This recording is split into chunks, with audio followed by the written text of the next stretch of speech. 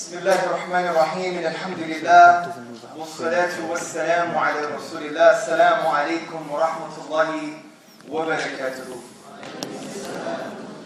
Which basically means with the peace and blessings of Allah, God be upon you all. I hope you're all well. Today we're going to be talking about Yolo. You only live once. And Yolo is a very interesting concept. It's a very interesting philosophy. Because when I think of Yolo, what I think about is basically there is no hereafter. There's no supernatural. This is the only life that you're going to live. This is what I understand from the concept of Yolo. You only live once. There's no hereafter. There's no divine accountability. There's no sense of kind of ultimate justice, ultimate hope, ultimate purpose, ultimate value. It's just this life. And what follows from that is this sense of added materialism, because if all that there is this physical material world, then you're more likely to be far more materialistic. Right? And this is why Yolo, from a philosophical perspective, is connected with the philosophy of philosophical naturalism. Now, what does philosophical naturalism really mean? Philosophical naturalism means that there is no supernatural. Everything in the universe can be explained by physical processes. So I repeat, because I'm going to repeat this quite a bit, this term, philosophical naturalism. Everything in the universe can be explained by physical processes. It can be reduced by physical processes or explained by physical processes. And there is no supernatural. That's the kind of underlying philosophy of Yolo. You only live once, no spirituality, no accountability, and that's it. Now for me, brothers and sisters and friends, I think this is a problematic philosophy. But some who have this kind of secular understanding, materialistic understanding, pseudo-scientific understanding, they think it's not even a question. You only live once. Of course you only live once. There's no evidence for the supernatural. There's no evidence for the hereafter. Absolutely zero evidence. So we shouldn't even question the fact that we only live once. Why question it? It's irrational. Don't be stupid. Live your life. Right? That's the kind of philosophy that we're hearing, especially when you look into popular culture, the media, the science magazines, right? But I think it's irrational to assert that. It's irrational to assert that you only live once. Extremely irrational. And I'm not saying this because there's evidence for the hereafter. There is, by the way, but I'm not saying it just for that. I'm saying it because to question something that didn't have to be is the mark of an intelligent mind. And this life didn't have to be. We didn't have to have this life. There's nothing necessary about your existence and my existence. We are contingent beings. We require an explanation. Right? Think about this. Imagine I sedated every single one of you in this room. I sedated every single one of you. And all of a sudden, you wake up, you're on a plane, Emirates, first class. You have the best food. You have gourmet meals. You have the best type of entertainment. Amazing sunset, sunrise. You have everything at your disposal. Amazing entertainment. You're fulfilling all of your desires and your wishes. Are you going to be happy in that state? Maybe for the first 5 minutes, you'll use all the gadgets and you eat all the food.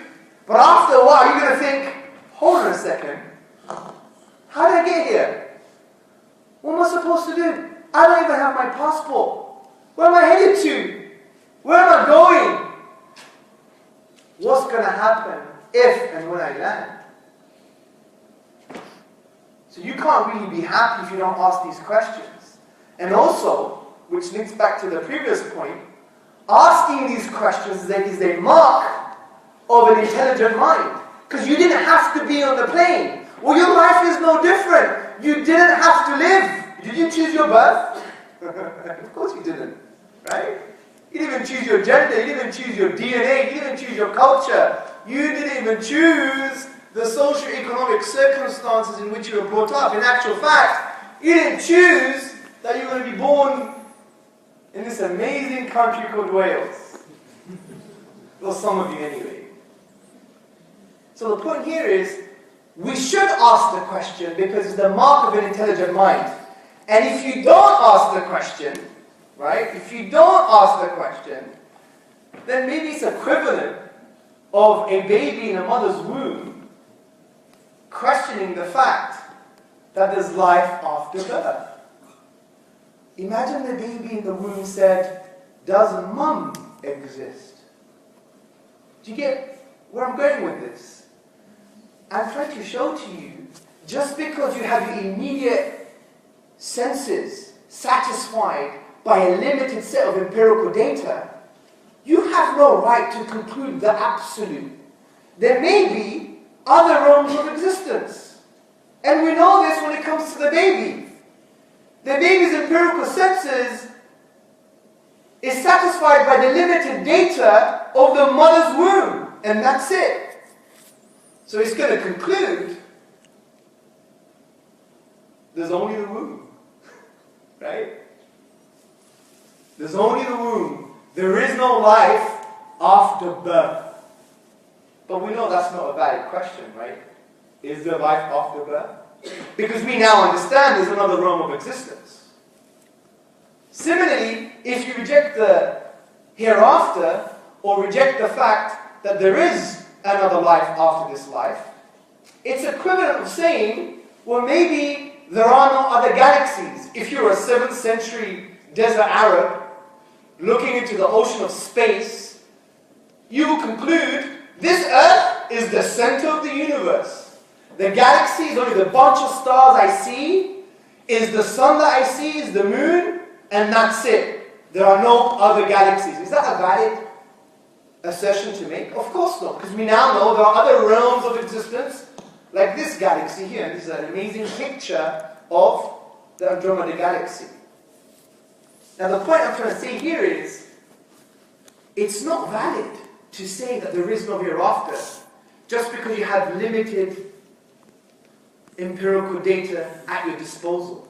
Because there may be a future observation or indication that may contradict your current conclusion. So be open-minded.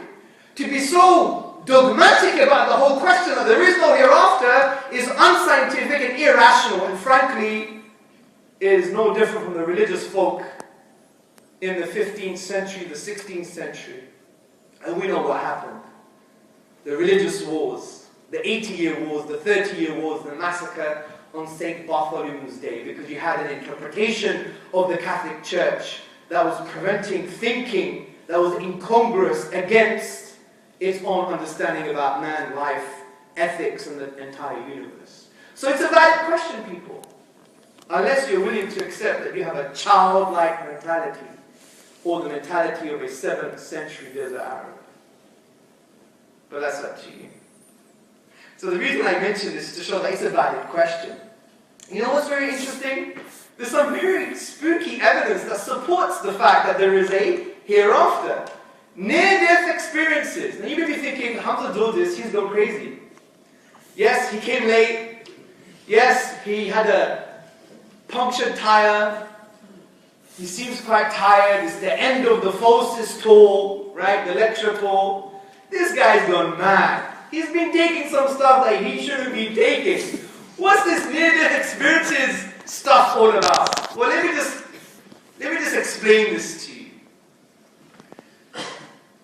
Near-death experiences is not some things that you now read on popular culture about spirituality, you know, the books at the bottom in some of the famous bookstores. The information I'm giving you is from peer-reviewed journals. There's a medical center nearby here. So everyone knows what the Lancet is. Put your hand up. Who's heard of the Lancet? Everybody. One of the most prestigious medical journals, yes or no? Yes. This information is from the Lancet. I believe it was published in 2001. The key researcher is Pim van Lommel. And it was a study of near-death experiences on patients that underwent some kind of heart surgery. Check it out for yourself. Now, what is a near-death experience? A near-death experience, brothers and sisters, is as follows. Imagine that I have a heart attack right here. God forbid. Well, some of you may be happy. You know, there's haters everywhere, but we love the haters. Islam teaches us to love haters as well. Because it's true. If you don't love people who hate, then what's the point of living, man? You gotta hate the lovers. Love the haters, rather. If you love the haters, then maybe from your love, they'll love you back. As Allah says in the Quran, what does He say? Respond to evil with that which is better. Respond to evil with good. Right? That's what the Quran says. Forgive and overlook. If they hate you, then don't make that hatred make you swerve from justice. Be just, as closer to God consciousness. So, you know, we love the haters. Okay? But I don't think there's any haters here because it's Wales, man. Wales is a lovely place. They love the Welsh accent. It's one of the most amazing accents in the world. Do you agree? Right? No? Because some of you are a bunch of Arabs, that's why you're here to study. Veils, what veils? Right? So, that was a half Pakistani, half Arab accent. So, near-death experiences, right? You know what's very interesting? If I had a heart attack, God forbid, and you call some paramedics, and they find that I'm comatose, I'm cyanotic, my skin's getting blue, and they start to give me CPR. As they give me CPR, what happens is, obviously my eyes are closed, I'm in a deep coma, the prognosis is like, you know what, he might not make it. So they're doing this for about 30 minutes. And during that period, some of the paramedics, they go into my pockets, and they pick out, I don't know, what do I have here? No, it's a leaflet from my university. Say they took out my keys and my wallet, and they put it in the paramedic bag that's outside of my peripheral vision, and they put it in a pocket, and the pocket has a number on it, 1103, right? Now, near-death experience, according to these reports and to the academic journals, and there's academic books like the Handbook of Near-Death Experiences, you can go buy it and research it for yourself. Near-death experiences where I report after surviving a few weeks in hospital, I'm awake and alive, I see the paramedic that took my belongings, and I say, hey, I know who you are. You took my wallet and my leaflet and my keys, and you put it in the paramedic bag, and on the pocket, there was a number. It said 1103. And the paramedic's like, spooked out. How do you know? You were comatose. You were unconscious. You probably didn't have any life in you from the perspective of, you know, a stable heartbeat. This is impossible for you to know. Even if your eyes were open, which they weren't, it was outside of your peripheral vision. Now that is a near-death experience that has been independently verified. Not only by paramedic, but someone else that was there too. They could verify and say, yes, Hamza was right. We did take his stuff, put it into the paramedic bag. It did have that number on it. The bag was outside his peripheral vision. And yes, I was wearing these type of clothes because, for example, I could also give descriptions of the clothing and the room that I was in, or whatever the case may be, right? So that's independently verified. Now, according to the Handbook of Near-Death Experiences, they say that these type of independently verified reports are about 88% accurate. And what's interesting is that the Lancet report also gives amazing case studies, and if you were to read it, if you go to the Lancet and download the paper, you would see amazing case studies from a particular nurse. When she talks about old man, she took his dentures out, and she put them in the trolley, on the trolley, and basically, he wakes up saying, oh, my denture's back, I know where you put them. I know what clothes you're wearing that day. he even knew what they were saying during CPR. Like they had a very negative prognosis, for example, about his survival. And he was on top, screaming at them, saying, I'm still alive, I'm still alive. So he was seeing everything from above. Now, I don't know what the Islamic explanation for that is. Right? But I know, since there isn't an Islamic explanation, I don't know what it is in detail, but since there isn't an Islamic explanation, from a Muslim perspective, it still implies the hereafter, because you have to still relate to the supernatural in some way. So whether we reject the account from an Islamic theological perspective is almost irrelevant. It's about the explanation. How do we explain this data? And from an Islamic perspective, the only way to explain it is via spiritual means, right? That's in line with the Quran and the prophetic traditions. So therefore it still indicates the spiritual world, the concept of a hereafter, another realm of existence. Now from a secular materialistic perspective, I don't know what they can say. Yes, there are other reports and journals that try to, dismiss it because of methodological mistakes, whatever the case may be. I'm not saying this is absolute evidence. I'm not saying it's the gospel truth. But the more we study these realities, the more it becomes an indicator for the supernatural. And it shows that consciousness, our conscious awareness, is not contingent on a functioning physical body. And that's very interesting.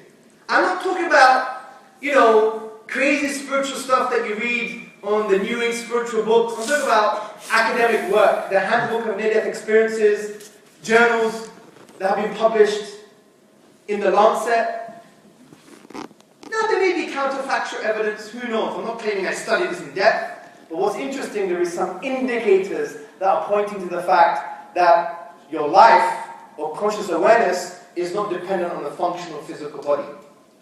Now, before I get into the rational discussion, I want to focus on this theme of spirituality, focus on the theme of basically existential questions, meaning, what does it mean for me? What does it mean as a human being if we reject the hereafter? Listen very carefully. This is going to wake you up, and it will wake you up, hopefully. And if it does, then it might even make you grey, right? But these are serious questions. Serious questions, because if you reject the supernatural, you reject the akhirah in Arabic, which means the hereafter, then there are some key existential conclusions. Key conclusions that you have to face as a human being, regardless if you're religious or not. For instance, if you reject the hereafter, can we say you have ultimate hope? I mean, think about this. What does hope really mean? Hope means the expectation for something good to happen, right? I'm expecting something good to happen. Light at the end of the tunnel. Light at the end of the tunnel. But can you have a sense of ultimate hope if you reject the hereafter? Divine accountability on the day of judgment. Paradise. There is going to be light at the end of the tunnel. Can you have ultimate hope if you reject these things? No way. This doesn't prove there is an hereafter, but it raises an emotional and existential question. Or rather, an emotional and existential conclusion. Because think about this. You may have a great life for 60 years, 65 years, 70 years, but let me tell you something. 25% of this room is probably going to die of cancer. That's the statistics, 1 in 4, right? It's not a nice death. Many of us will die in hospital. We'll be ill, blind. Loss of bodily functions. God knows. Allah knows what's going to happen. But it's not going to be nice. It's not going to be nice. My grandfather, my dad's father, he was one of the most fittest men I knew in terms of his lifestyle and history. He was so strong. He had animal strength. Even in his mid-80s, he could pick up industrial heaters. He put coal in them, he could pick up himself. He used to carry 15 kilos of flour for around maybe a 2 hours trip from the village in Greece to Albania and back or something. I mean, this guy was made of something else. He was at the time when people were made of iron and the boats were made of wood. But that's the other way around. Today we're made of wood. We burn and we crumble so easily. And the boats are made of iron. Anyway, that's a different point. So, and he died a kind of slow death, if you like. He became blind and diabetic. He couldn't walk properly. This is life. This is the life cycle of the human beings. And this is why, as Muslims, we need to take care of our parents, because they took care of us. It's that life cycle, right? Because everyone's going to turn into a baby again eventually, generally speaking. So, at that time when you're dying, in the last few years of ill health, where hope really matters, on the hospital bed, when you're injected with morphine just to keep you alive and sane, and not to feel too much pain, where is the hope at that moment when it counts? Forget when you're in your 20s and 30s, you're deluded. You're in a state of ghafla in Arabic, a state of delusion, heedlessness. But when hope really counts, where is the light at the end of the tunnel? According to naturalism, which is there is no supernatural, everything can be explained by physical processes, there's no ultimate hope. You're going to end up being worm buffet. Worms buffet. The worms are going to eat you up. So there's no ultimate hope. Doesn't prove the hereafter, but emotionally, existentially, instinctively, it raises a question. Also for me, it shows how merciful God is, Allah is.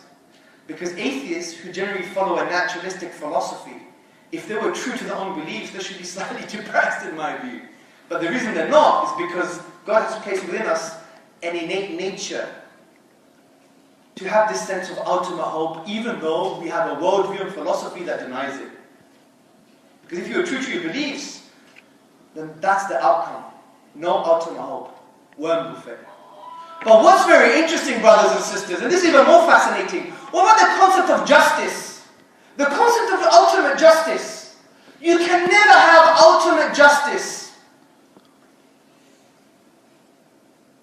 under naturalistic worldview. Impossible. How can you? Think about this, brothers and sisters. Imagine the 1940s Jewish lady. She saw her 4 boys get murdered in front of her by the evil Nazis. And her husband was killed, shot in the head in front of her. And now she's in the queue, and she's going to be thrown into the gas chamber. Where is her hope for ultimate justice under a naturalistic worldview? No supernatural, no divine accountability, no hereafter. Everything can be explained just by physical processes. Where is her ultimate hope? There is none. For justice, 0. And she dies. And then we say, oh, but we defeated them. We defeated the Nazis. We took them to the Nuremberg trials. We won. So what? According to her, that doesn't mean anything. According to your worldview, naturalism, you can't give your sense of justice to her. She's now nothing. You can't give something to nothing. She's not feeling that sense of justice. So for her, there's no ultimate hope for justice. No hope for ultimate justice for this lady. Doesn't prove the hereafter, I agree. But existentially, it raises some questions and maybe some conclusions. Following on from this, what about the concept of building a legacy? Isn't this like a metaphysical, spiritual sign, emotional sign for the hereafter? You know, we all want to be remembered, right? We want to leave a legacy. What does a legacy mean? A legacy means that your vision is manifested way after your death. And you just plant the seeds in your life. That's what a legacy is. That's why you can never really see your legacy in this lifetime, really, if you have a really good vision. Because your vision should last beyond your lifetime. So the sense of building a legacy, for me, that's a metaphysical, spiritual sign of, you know what? There is a hereafter. I'm going to be hearing stuff after my death, right? What about the sense of building a house? Buying a house, which you never really own. You only own it when you're almost dead these days, right? Isn't it? You only own a house when you're dead. You know, what, 50-year mortgages now? In Japan, I think they have generational mortgages.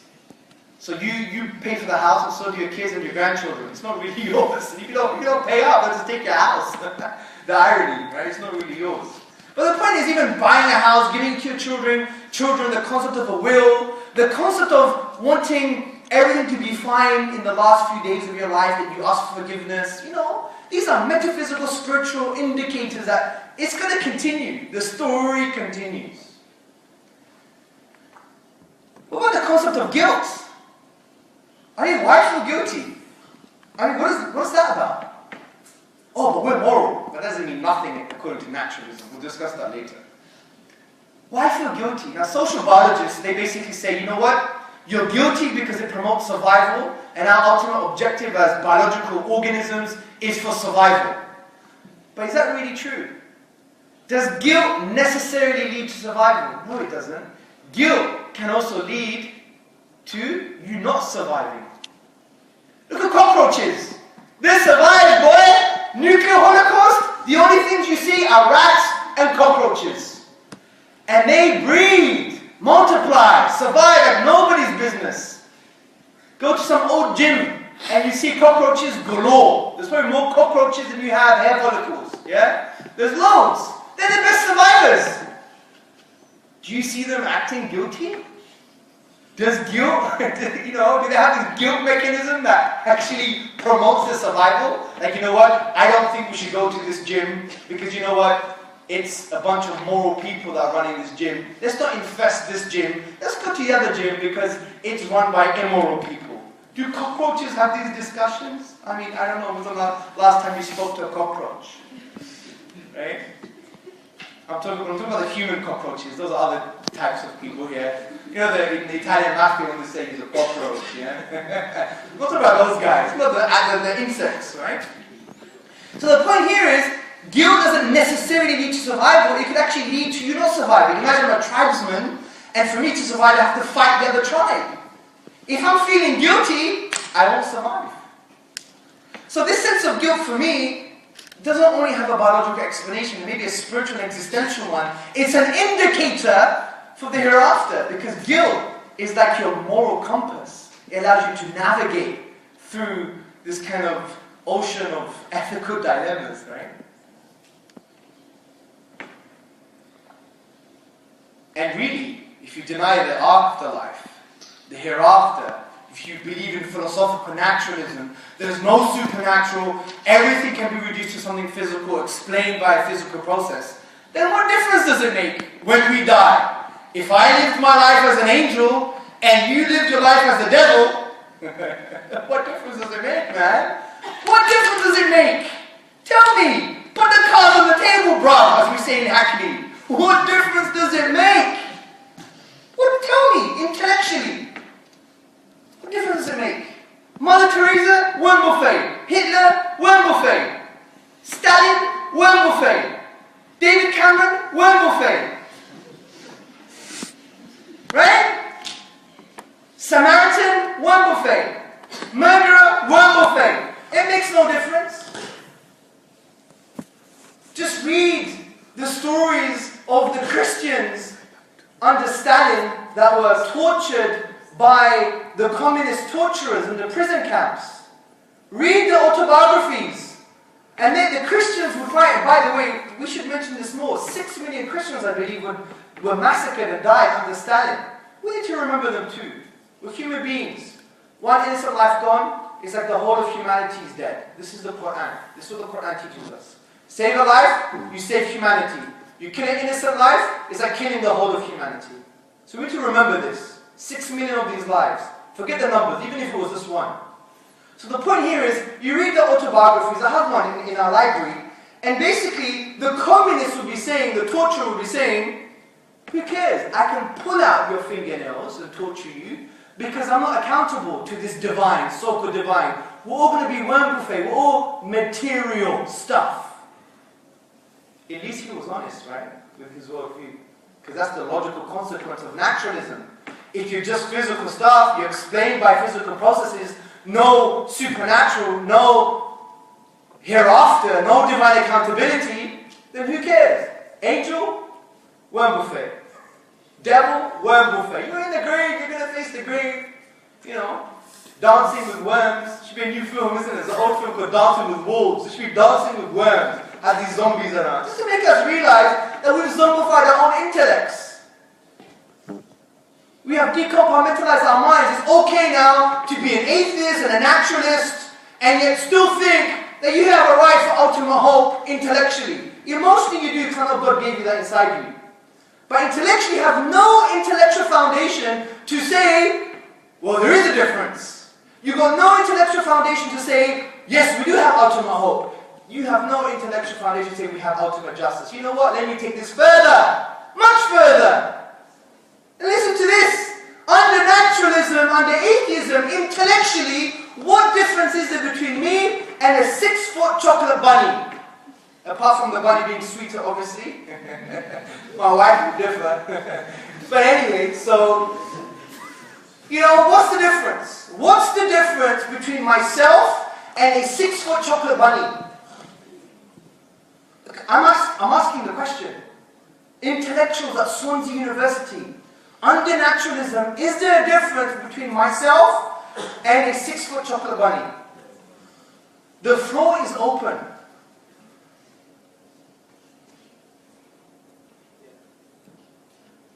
Well, let me tell you some of the answers I've heard throughout this talk. But Hamza, we have emotions, we're human, we have meaning and consciousness. Oh, thank you for elaborating on a religious discourse for me. What does that mean under naturalism? Emotions? Just neurochemicals firing. Meaning? Neurochemicals firing, which are further reduced to electrons, further reduced to physical stuff. Why is there any intrinsic value in that? Don't get sentimental, bro. It's just neurochemicals firing. A certain arrangement of neurochemicals firing according to your worldview. Just physical stuff. Oh, but you're human. What does that mean according to your worldview? It's reduced to physical stuff, physical processes. Just an arrangement of electrons. So if I were to basically crush this chocolate bunny and then crush myself, there's no real difference according to that worldview, intellectually. That's a rearrangement of carbon. Voila, a rearrangement of carbon. This is why I really respect the old the old atheists. Like Arthur Schopenhauer. He was considered an existential philosopher. He was considered a pessimist. He wrote a book on the evils and suffering of the world. He wrote an essay called Suicide, and I believe in that essay he said, the greatest act of freedom is to kill yourself. So you didn't choose your birth, but you can choose your death. Sarah, by respect him, he was honest with his worldview. And do you know what he said? He said more like deluded with the kind of, the health that we have in this time-limited space. But when you progress in your age, you're going to get ill. Loss of sight, reason. And that's why he said that the world shouldn't have existed. It's better that it didn't exist. He also says that the new form of address shouldn't be Monsieur, mein Herr, or Sir. It should be Soci Maloro, companion de misères, my fellow sufferer. That's life for him. But that's so true. That's why I respect him. I take my intellectual hat off for him. Because he followed through logically with the consequences of his worldview. Atheist, pessimist. Well, there's your worldview. There's no real difference. There's no real difference between me and the chocolate bunny. There's a relative difference. The difference is relative to you and your limited physical understanding. But we're talking about ultimate difference here. We're talking about truth. The truth of the matter. Not that it's relative to you. Of course it's relative to me because I feel pain. But ultimately, what does that mean, I feel pain? It means nothing under naturalism. Reduced to physical processes. Neurochemical firings. Which is further reduced to electrons, further reduced to physical stuff. Intrinsically, it has no value. So, it's quite a gloomy situation, Yolo, right? Next time someone texts you, Yolo, man, you only live once, come to the pub, yeah? Whatever. Get pissed, as they say. And he says, Yolo. I'm like, Yolo for me, I went to this lecture, and it's a sad state of affairs. Yeah, but it's true. If you follow through intellectually with the logical conclusions, By the way, I'm not saying atheists and naturalists don't have the right to feel that there is ultimate hope. I'm not saying they don't have a right to feel that there is value. No, God forbid. I'm not passing judgment. Everyone has a right for these feelings. But if you follow this philosophy, you have no intellectual basis. That's my point. So, brothers and sisters, before we go more into the kind of rational stuff, what's the Islamic perspective on YOLO? Well, really, in a nutshell, it's not YOLO, it's yo-yo. You were sent down by Allah, you're going to bounce back to Him. That's what it is. It's not YOLO, it's yo-yo. You were sent down by God and you're going to come back to Him. Inna lillahi wa inna ilayhi raji'un. Indeed, it's from Allah that we came, and it's to Him we're going to return. To Allah we belong, and to Him we're going to return. This is the kind of supplicational statement of the pious people in the face of calamity. Those who are faced with calamity say, to Allah we belong, and to Him we're going to return. Just to make us realize that this life is supposed to be limited and full of suffering. It's a testing ground in order for us to have an eternal bliss. So the Islamic paradigm is very simple, but yet profound. And I want you to listen very carefully to what the Islamic paradigm is. Allah is saying, God is saying, that we were sent down here to worship Him. Now, worship doesn't mean going to the institution once a week or once a month or when there's some kind of festivities. Worship is very profound in the Islamic tradition. Worship means that you love God, you love Allah, that you know Allah, that you obey Allah, and that you single out all acts of worship to Allah alone. Let's break this down. So, why must I love God? Why must I love Allah? Well, you love yourself, right? Who loves themselves? I'm not talking from an egocentric perspective. I'm not talking from a narcissistic perspective. I'm talking about from the Erich Fromm perspective. Erich Fromm was a psychologist. He wrote the book, The Art of Loving. Download it. It's a brilliant book. And he said this type of love is not an egocentric type of love, but it's the type of love that is about that you want goodness for yourself. Who wants goodness for themselves? Everybody. Who wants pleasure? Everyone. Who wants to run away from pain? Everyone. Who wants to feel loved? Who wants to feel important? Who wants good friends? Good family? That's love. We love ourselves. Of course we do. In fact, if you don't love yourself, then you can't love other people anyway. If you can't empathize with the closest thing to you, which is yourself, how are you going to empathize with anybody else? And that's why people who hate, don't call them evil. Feel sorry for them. It's because they hate themselves. People who are jealous, it's because they're reading their story, not yours. People who judge and make judgments, it's got nothing to do with you. You should just say, bring it on. You should feel sorry for them. That's a symptom of underlying cause because they don't love themselves, because they judge themselves. They feel insecure. So don't take these people personally. Actually smile in the face of that adversity and try and help them, because that's a symptom of a cause. It's a cry for help.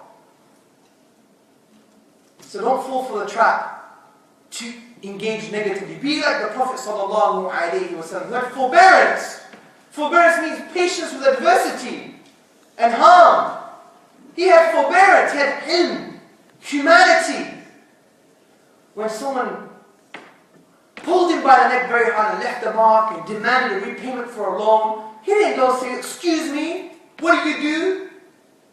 He didn't put up his sleeves and want to do a fist fight, but he was very calm.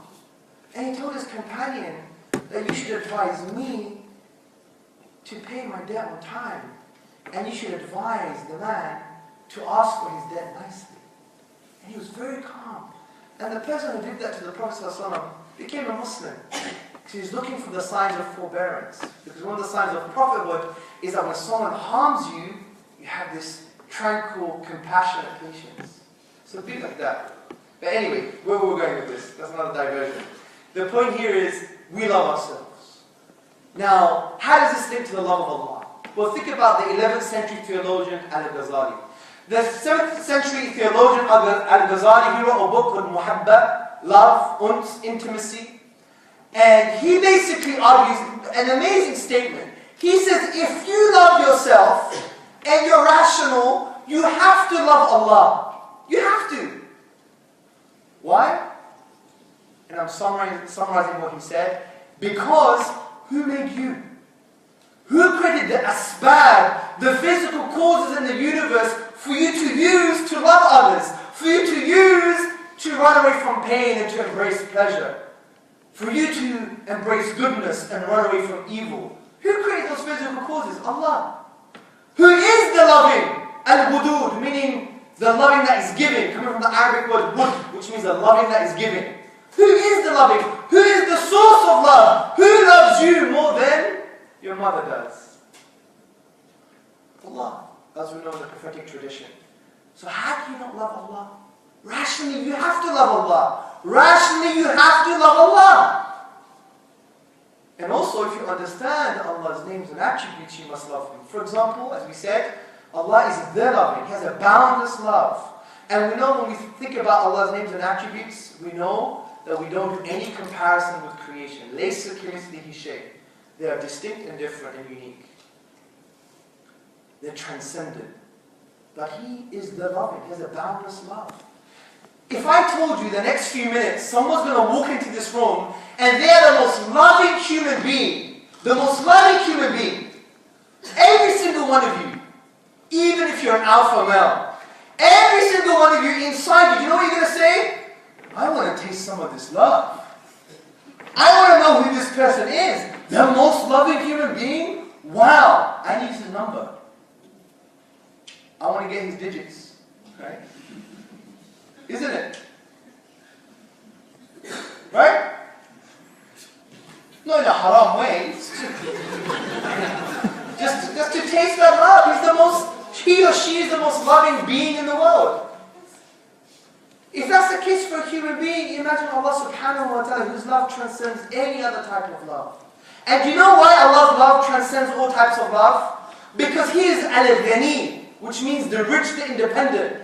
He doesn't love based on a need. Think about this. Allah's love is not based on a need, and yet He loves. Think how pure that love is.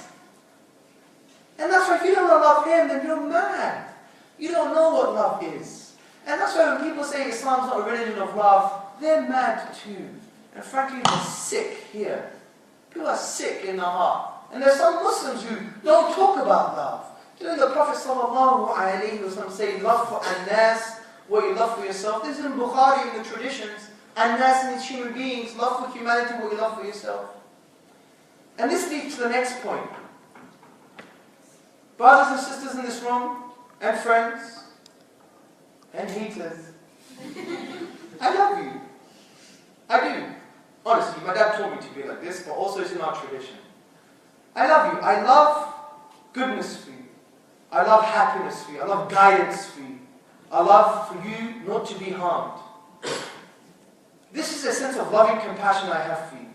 But the question is, am I in love with you? Imran, am I in love with you? Well, maybe yes, you, because I know you. What's your name, bro? Muhammad, am I in love with you? You don't know. But I love him because the Prophet told me, upon whom be peace, love for humanity what you love for yourself. Be compassionate. But I'm not in love with him. In order for me to be in love with him, what do I have to do? I have to get to know him. What makes you tick? Share some experiences. Understand some of your values, your thoughts, and your perspectives. Share some of our values. Discuss things. That's getting to know Him. So this is why we must know Allah, because it's a means to love Him as well. And how can you love and worship something you don't know? How do you get to know Allah? Read His book, the Quran, understand His names and attributes, reflect upon them. His names and attributes. He is Al-Khaliq, the creator, Al-Latif, the subtle, Al-Wali, the governor, the protector, Ar-Rahman, the intensely merciful, Al-Wudud, the loving, Ar-Rahim, the giver of mercy. This is Allah. These names and attributes have a role in your life. Think about the name Al-Hakim. He is the wise. Allah has the picture, we just got the pixel. And proof, here's the proof. You know when you look back into your past, you always say, well, I say this all the time, who wrote the script? Who put the dots together? Because it wasn't me. It wasn't me. Because certain key moments in your life facilitate you being you right now. There were some dots being connected that are out of your control. Allah Al-Hakim, He is the wise. He's got a wise plan for you. That's how you get to know Allah. And the next point of why we should worship Allah is that we should obey Him. Now this obedience is not a blind, irrational obedience. Because in Islam, there is a kind of balance between the aql, the intellect, and the naql, the text. But in what way? We use our intellect to find out what God commanded. What's the implication of the command? What is the context? What does the command really mean and imply? So we have to find out what Allah really says in a particular situation. Once you use your intellect and find out, then you say, I obey. Why? Because Allah is the authority, you're not. And it's just rational to do that. Here's an example. Imagine this auditorium, we're on a plane, and you hear, ladies and gentlemen, please fasten your seatbelt. We're going to be approaching some severe turbulence. What do? You don't jump and say, prove it, bro! Prove it, man! I'm standing up, I'm going to do a jiggy. Yeah? Imagine you start doing that. I'm going to laugh at you. That's irrational. Everyone buckles up. Why do they buckle up? Because they know and they respect the authority which is the pilot. He studied, he has an authority of knowledge concerning turbulence and the plane. Yes or no? Is that a blind obedience? It's a rational obedience. Same with Islam, we have a rational obedience. Even if you don't know the wisdom or the processes behind certain things or the command. If you know this came from God, then it's irrational to disobey. And finally, worship also includes that we must single out all acts of worship to Him. Now, please read the Quran to understand why we must worship Allah. But I want to give you some tips concerning this final point. Why must we single out all acts of worship to God alone? Firstly, because by definition, He is the being worthy of all worship. But also, think about the concept of gratitude. Gratitude is such an important concept. And the proof in this is that the first chapter of the Quran is a summary of the whole of the Quran. The ulama, the scholars say, the first chapter of the Quran is a summary of the whole of the Quran. Right? It's about Tawheed, the oneness of God, the fact that He deserves to be worshipped. What does the first line of the first chapter that summarizes the Quran say? It says, Alhamdulillahi Rabbil Alameen. All perfect gratitude and thanks belong to the Lord of everything that exists. Gratitude. Gratitude, brothers and sisters, is a key to worship. It's a key to worship. And here's some proof. 2 examples. Number 1, and listen very carefully. Listen. There is something in your life that you are given freely every moment, but you don't deserve it and you don't own it. There is something that's given in your life freely that's so precious that you don't deserve and you don't own. So if it's true, there is something that's given freely that you don't deserve and you don't own, how should it make you feel? Grateful, right? So what is this thing? It's your life. It's your conscious awareness. Your life, every moment. You may think, oh, that's really obvious. Well, that attitude shows how ungrateful you are. We don't think about the simple things. Even New Age spirituality that's devoid of religion and God, they say if you're grateful, you're going to be happy. So think about your existence. You don't own your own life. You can't even create a fly. You can't create a fly. There's nothing you've done to deserve another moment in your existence. Such an amazing gift. So be grateful to the one who gave you this life. Allah, God. And don't be like the one who receives 100 pounds every day and after a year he thanks the 100 pounds but doesn't thank the one that gave it to him.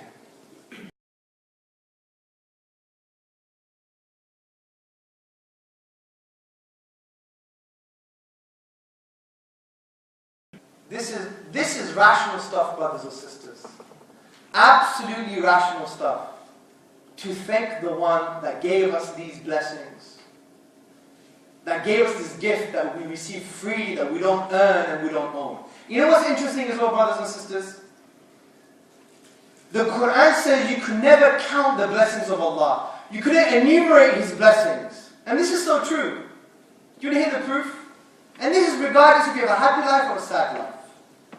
And you know what the blessing is in this context? Your heartbeat.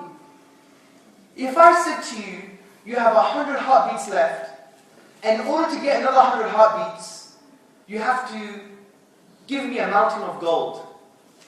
What would you do? You would spend the first 100 heartbeats to find that mountain of gold to get an extra 100 heartbeats. That's how precious a heartbeat is. Get a stethoscope, put yourself in a room with no technology, no phones, and just listen to your heartbeat for 10 minutes. You see how vulnerable you are. You see how much ungrateful you are for just one heartbeat. You're not in control. Tell your heart to stop. Stop, stop. It won't stop. And you know what's interesting? The Quran is right. You can never count all the blessings of Allah. Heartbeat's a blessing, right? You can never count your heartbeats, ever. The first 2 years you have a backlog. You haven't learned how to count. When you're sleeping, you can't count. When you're eating, you can't count. Going to the toilet, you shouldn't count. Right? All of these things. So, practically, you'll never be able to count every single heartbeat. So it's true. You can never enumerate the blessings of Allah, and that's just one thing, which is the heartbeat. Imagine everything else. So be grateful for that. And gratitude is a key to worship. So if you do worship Allah, what happens? You're eligible for His grace, for His mercy, which is paradise. If you actively reject this, you're eligible for the absence of His mercy, which means the nar, the fire, which you chose, because you ran away from God's mercy. The absence of His mercy is the fire. So the question is not, how can a loving God send me to the fire? No, that's not the question. The question is, how can you choose hell over a loving Lord? That's the question. Because Allah gave you the choice, you have free will. That's why you're elevated higher than the angels, because the angels have no free will. Allah is saying, accept my rahmah, my mercy, which is the guidance, which is Islam, which is His worship, or run away from it. And if you run away from it, it's your consequences. That's why in the Quran, the people of hell, what do they say? They say, if only we used our intellect. So we're here to worship Allah, and hopefully that was a detailed but concise and profound way of articulating worship in Islam. Now you may argue, okay, Hamza, this is very interesting. Very interesting. But how do you know? How do you know? You're making claims, bro. You're just making claims. You're putting things out from the sky, acting all nice, religious eloquence and rhetoric. You're just another stupid medieval person. Why should I listen to you? You have no proof. Everything's been spiritual and existential so far. Where's your evidence that these claims are true? Well, to be extensive and comprehensive concerning this point, we need another lecture. However, I want to plant seeds in your heart and mind. So hopefully they'll be planted and they could grow into the fruits of faith, the fruits of love. Loving Allah. So, if we can show good reasons that Allah subhanahu wa ta'ala exists, and we could show that the Quran, which is His word, cannot be explained naturalistically, meaning it came from Him, the supernatural, then whatever it says is going to be true. I call this the spiritual algebra. Think about the logic. If God said X, which is the unknown, X, what's the truth value of X? It's true, right? If God said X, and God is the knowing, the wise, He has the totality of wisdom and knowledge. If He said X, something, what is the truth of X, that thing? It's true, right? So all you have to show is that Allah is a reality, and that the Quran is from Him. I just want to plant some seeds. Obviously, it takes a longer lecture to do this. But there's two things I want to mention very quickly about Allah's existence. The first point I want to mention is that you don't need any evidence. Self-evident truth. The concept of a cause, an ultimate cause, is a self-evident truth that's implanted in every single human being. This is not only a sociological, psychological reality. but it's also an intellectual reality. And don't say, oh, what kind of evidence is that? Self-evident truth. Shut up and listen. Because if you study philosophy, I'm doing philosophy at a postgraduate level now, and you see there are so many self-evident truths, axioms, assumptions that you have to adopt in order for your worldview and theory to be coherent. For example, for science to work, what do you need? For science to be science, you need an assumption. What's the assumption? That you trust your rational faculties, that your cognitive faculties can do science.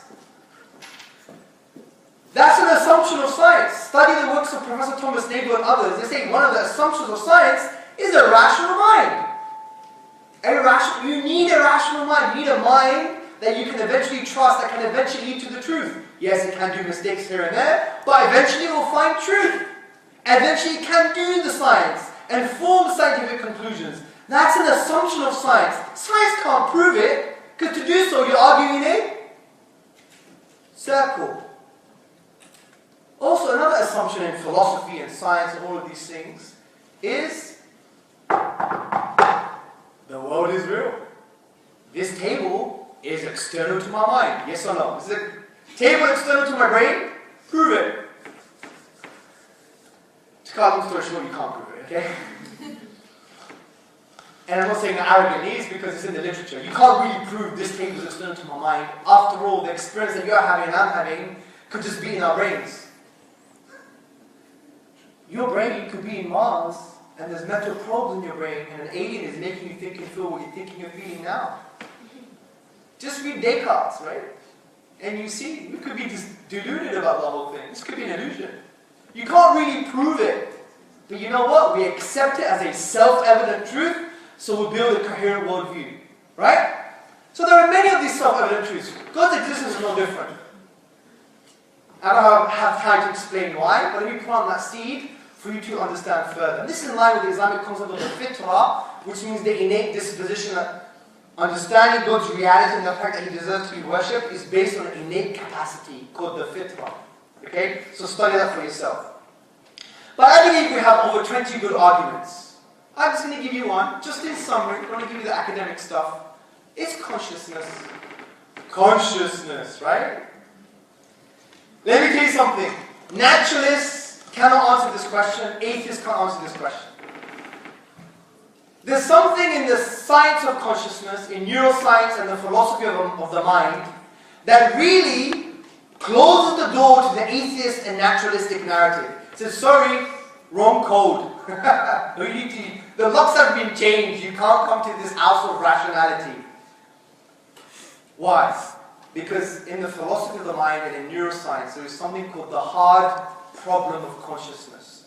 The hard problem of consciousness is basically based on two major things. Number one, they don't know what it is like for a conscious organism to be conscious.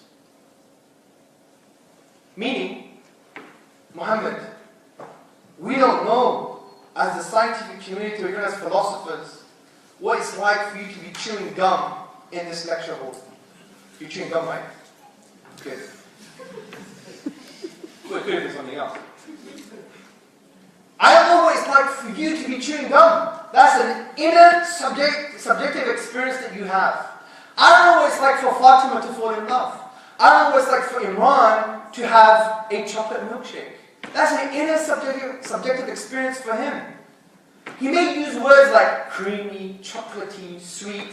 Those are words. Words are vehicles to meaning. Meaning is a representation of the inner subjective state. We can't access that. Science is third person. His inner subjective experience is first person. This is well known. Read the works, famous 1970s paper by Professor Thomas Nagel. I think it's called, What is it like to be a bat? If anything is conscious, there is a particular likeness to be in that conscious state. What is it like for Imran to fall in love? Or for Muhammad to chew gum? Or for Fatima to smell roses?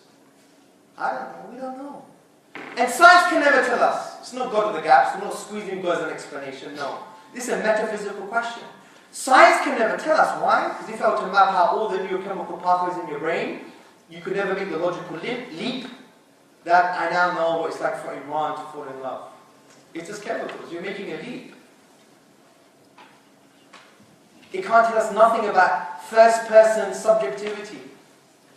So the other part of the hard problem of consciousness is, why does Imran have inner subjective states and they arise from physical processes? How does that happen? How does Imran have an inner subjective experience of having a milkshake, right? How does that happen? And that's supposed to come from physical processes. How does an inner subjective experience arise from non-conscious physical processes? Hold on a second. How can inner subjective consciousness come from non-conscious physical processes? There's an Arab saying, I can only give you something that I have. If I have £5, I can give you £5. If I don't have £5, I can't give you £5. So if non-conscious code, non-rational physical processes give rise to consciousness, inner subjective experience, well, how do you explain that? It's quite spooky. Because consciousness cannot come from non-consciousness, right? To believe in such a thing, that something could come from nothing. So, the argument here is what best explains this. Now, as Muslims, we're not denying the science. In Islam, we believe in the asbab of Allah, which means the causes Allah has put in the universe to manifest His will. We believe in it. Bring on the science. We love science, right? We don't have a problem. What we're saying is here, though, that there is not a gap. It's not a God of the gaps. We're not squeezing God as an explanation. We're saying science is de-scoped. I wrote an essay for my postgrad called Does Consciousness Pose a Special Problem for Scientific Explanation? And my lecturer, the academic that marked it, she was in agreement. She was like, it's true. Science has a limited scope. It can't go into the inner subjective realities. So what do some people do? They reject the fact that you have inner subjective experience. This is called eliminative materialism. Others, they say, no, you can somehow reduce it to physical processes. What's that called? Reductive materialism. Others say, well, the more complex you are, you're bound to get consciousness, which is emergent materialism. Then you have panpsychism. Panpsychism, everything is conscious. Spooky, yeah? Even an electron. An electron has a, existential crisis. Well, it's not really conscious, they call it proto-consciousness. But really, for me, that's just making God replacements. They're making metaphysical claims. How can you say such a thing? You say a God replacement is an eternal, pervading consciousness. God replacement. Just like the multiverse. There's no scientific evidence for it. But what do they say? There's an infinite number of universes. That's the power to create another universe. Okay, infinite, powerful, Keep on going with the names and attributes of God. Do you see my point? These are God replacements. And that's when science is not science anymore. It's when it gets into the realm of metaphysics. Right? They have no job in this. But anyway, the point here is, there are many isms and schisms that try to explain the hard problem, and they all fail. That's why even till today, they still call it the hard problem of consciousness. So for me, I think the best explanation is, accept the physical scientific evidence, but also if you have a theistic explanatory model that says an all-aware being, Allah, created the universe to have physical beings that yes, have a brain, a physical brain, but also an internal subjective reality, and Allah gave them the ability to be aware of the inner subjective states. So comprehensive. It's not anti-scientific. It actually is giving you a greater explanatory model. Naturalism, which basically says no supernatural, everything can be explained by physical processes, has no say in this reality. The key don't work, bro. The code's wrong. You can't open the door to the house of rationality when it comes to this question. Hence, for me, it's a very powerful indicator for God's existence. Finally, brothers and sisters, do you have evidence for the Quran? We've got loads of evidence for the Book of Allah. Spiritual, existential, philosophical. But I just want to stick to one because I think this one's very profound. Now, this argument, and there's many others, but do your own research, I just want to plant the seeds in your heart and mind, is about the unique structural features of the Quran. Meaning the Quran has an amazing literary coherence. Here's some background information. It's well established the Quran was revealed over a 23-year period. And the verses that were revealed over a 23-year period, many of them are for specific times and places across that 23-year period, right? For specific times and places. Now, every one of the 114 chapters has a unique literary coherence and structure. Now the question is, how can that be? If many of its verses were for specific times and places, how can it have this amazing coherent structure? It implies the author knew the future, because there must be some planning, structure, arrangement happening before the very causes of the reasons of the verses that were basically revealed for specific times and places. So it implies the author knew the future, which makes sense of God. Let me explain this by using an amazing example, which is the second chapter of the Quran, Surah Al-Baqarah. Surah Al-Baqarah, the second chapter of the Quran, is called the Cow, has 286 verses. This chapter was revealed over a 9-year period, specifically intensely over a 2-year period. Many of its verses were specific times and places. Yet you have something called ring composition. If you want to learn about ring composition, read the works of Mary Douglas. It's called Thinking in Circles. Many primitive languages use ring composition. It's useful for memorization. But the point here is there's many types of ring composition. The type we're talking about is, imagine you put a mirror in the middle of the text. What's mentioned in the first half is reflected in the second half. That's ring composition. Now we're not saying it's miraculous or it's from God because it has ring composition. No. We're saying it's amazing because it has detailed ring composition, even though it's revealed over a specific period of time for specific instances over that period. Which means the author must have known the future. So for example, if you look at verses 1 to 20, you have faith versus unbelief as a general theme. Verses 21 to 39, you have the general theme about God's creation, Allah's creation. Verses 40 to 103, you have the deliverance of law. Verses 104 to 141, you have being tested. You have the middle themes, which is verses 142 to 152, which is about the changing of the direction of prayer, right? And being tested and completing good deeds. And what's very interesting, in this middle section you have the middle verse, which is the 143rd verse. And in this verse you find the word middle. Now, verses 153 to 177, they mirror verses 104 to 141, which is about being tested. Verses 178 to 253, they mirror verses 40 to 103, which is about the deliverance of law. Verses 254 to 284, they mirror God's creation, the theme God's creation, which is apparent in verses 21 to 39. And verses 285 to 286 mirror verses 1 to 20, which is about faith versus unbelief. You may think, wow, this is amazing. This is nothing. I haven't even scratched the surface. Our classical scholars spoke about this, by the way, and even academics today. Professor Raymond Farron. Go check out his works. He studies this in depth. And you know what? You see each section? There's ring composition in each section. There's a ring within a ring. And not just that, and in some of those sections, there are more rings. There's a ring within a ring within a ring. And this is why in our tradition, if you can't afford mahar, which is the dowry for your wife, you can also recite the Quran. And by extension, if you do so, you're giving her rings within rings. Anyway, and let me prove this point. If you go to this section, which is about God's creation, verses 254 to 284, you have a very special verse, which is the verse of the throne. Verse 255, we recite this after each prayer. It's a very special verse for protection, for so many things. Look at the ring composition of this one verse within the ring composition of the entire category within the whole chapter. Look at the ring composition. You can just see it for yourself. Look at the middle theme. He knows what's before them and what will be after them. Look at the first theme. It's about His names and attributes. Allah, there is none worthy of worship except He, the ever-living, the ever-watchful. That's reflected by the last theme, and He is the Most High, the Most Supreme, names and attributes. The second theme, neither drowsiness nor sleep overtake Him.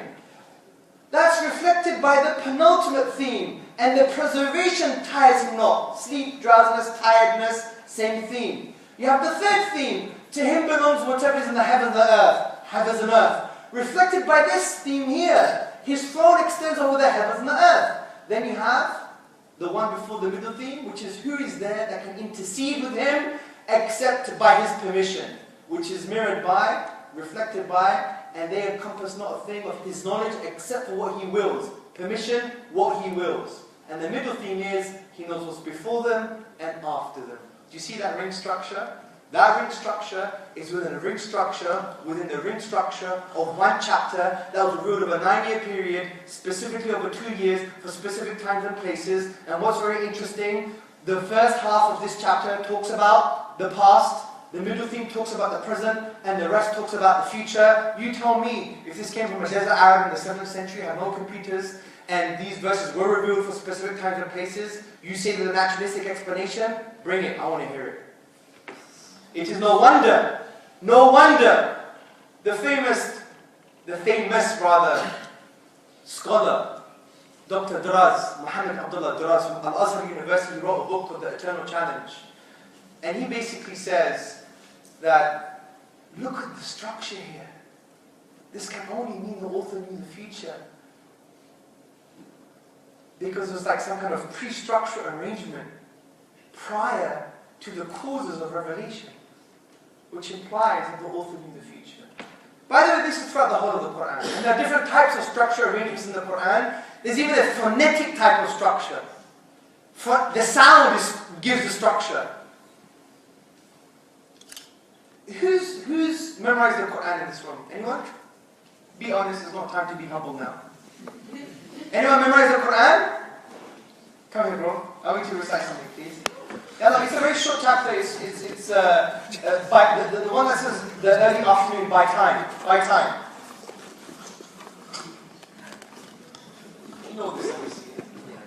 Okay. Listen to this. I'll explain the phonetic structure, please. Listen. أعوذ بالله من الشيطان الرجيم بسم الله الرحمن الرحيم والعصر إن الإنسان لفي خسر إلا الذين آمنوا وعملوا الصالحات وتواصوا بالحق وتواصوا بالصبر. Okay, stay there. So the brother just recited the chapter that is translated as follows: by time.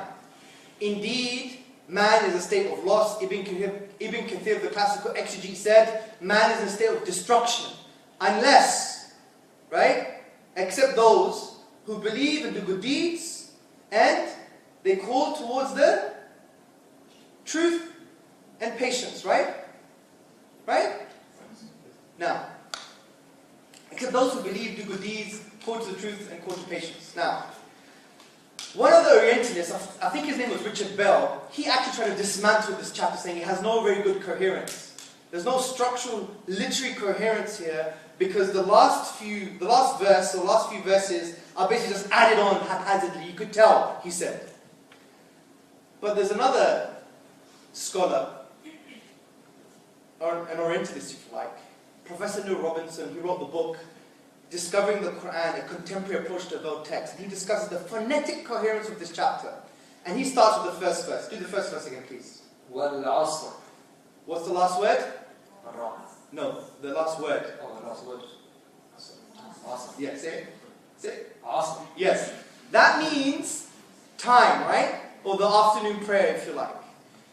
Did you notice what happens to his throat? He has to squeeze it. The word asr comes from asara, which means to squeeze. And you have the word asir, which means juice. And in that time they used to squeeze the grapes to bring the juice. And what's very interesting, the whole of the word, the consonants, asara, ain, sa, ra, yeah, sa, ra, is squeezed out the whole chapter. Recite the whole chapter again. If you have sensitive ears, you'll see it. Recite the whole chapter. والعصر إن الإنسان لفي خسر إلا الذين آمنوا وعملوا الصالحات وتواصوا بالحق وتواصوا بالصبر. Those verses that the Orientalist so-called said that they're just haphazardly stuck on there have a phonetic coherence connection. Because you have إلا الذين آمنوا وعملوا الصالحات وتواصوا بالحق وتواصوا بالصبر. Asr.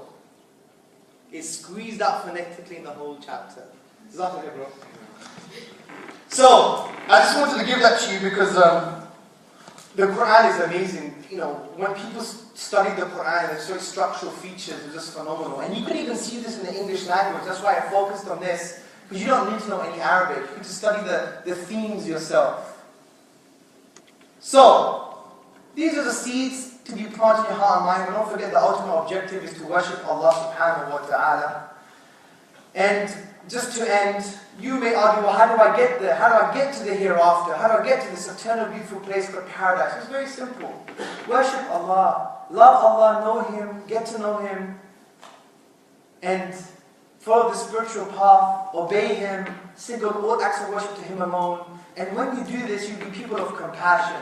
As the Prophet Muhammad, upon whom be peace, said to his wife Aisha, may Allah be pleased with her, "Oh Aisha, be compassionate. When you have compassion in something, it elevates it. When you remove compassion, it degrades it." The Prophet ﷺ said that Allah is the merciful, right? Allah is kind and compassionate. He loves kindness and compassion. The Prophet ﷺ said that show mercy and you will be shown mercy by Allah. Remember the prostitute, the famous prophetic tradition, the prostitute. We were talking about this in the car with Imran. About sometimes we judge people because of their action, like people are lost because of their action. I'm like, remember our own actions, bro. What about the actions of the heart? We may have some arrogance that we don't even know, that maybe we won't be forgiven for. But the prostitute, according to this prophetic tradition, when she fed a thirsty dog, where did Allah take her? To paradise. Because she had this overwhelming word, mercy. So show mercy, even to animals, Allah will show mercy to you. This is how you get there, guys. Worship Allah, show mercy, and inshallah we'll see each other in paradise. Assalamu alaikum wa rahmatullahi wa barakatuh.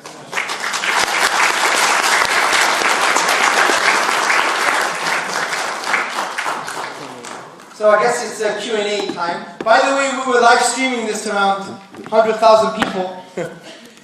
Say salam. Say salam alaikum. Salam alaikum, guys.